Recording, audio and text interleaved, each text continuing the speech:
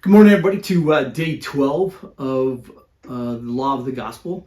And today is an amazing day. I'm so excited to talk briefly about something I call filling the Garners. Do you remember what President Nelson asked you and I a few conferences ago? He said, "What will you dedicate your life to?" Let's look at another example from the Book of Mormon in the days of the missionary sons of Mosiah. And this is what it says. It says, "Thousands were brought to the knowledge of the Lord.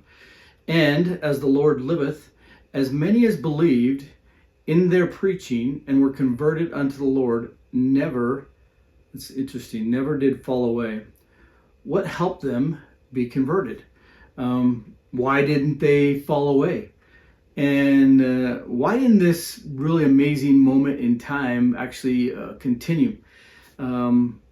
Ammon's words to his brethren are super instructive for you and I. He says this. He says, "Behold, the field is ripe, and blessed are ye, for ye did thrust in your sickle, and did reap with your might. Behold, all the day long did ye labor." And I love that language. It's actually become pretty significant to me, that language about all the day long. And maybe we'll talk about that something later, but it's been something on my mind personally, right? And he says, "All the day long did you labor, and behold the number of your sheaves. And they shall be gathered into the garners, that they are not wasted." So, why is that so important? He continues, "When the storm cometh, they shall be gathered together in their place, that the storm cannot penetrate to them. Neither shall they be driven with fierce winds whithersoever the enemy listeth to carry them. But behold, they are in the hands of the Lord of the harvest, and they are his."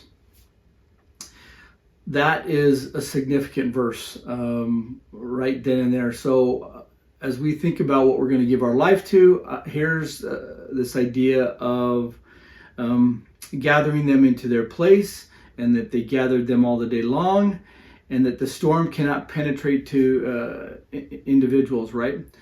So the question is, up in that first verse, it says that they'll be gathered into the garners. Well, what are the garners?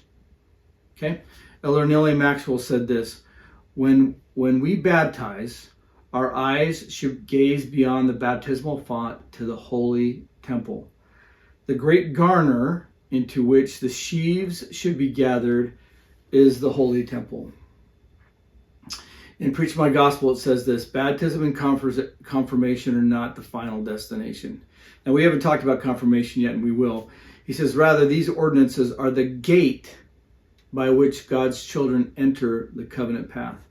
This path leads to the ordinances, covenants, and joyous blessings of the temple, and ultimately eternal life." The covenant path is the simple pathway to be able to survive the gathering storm.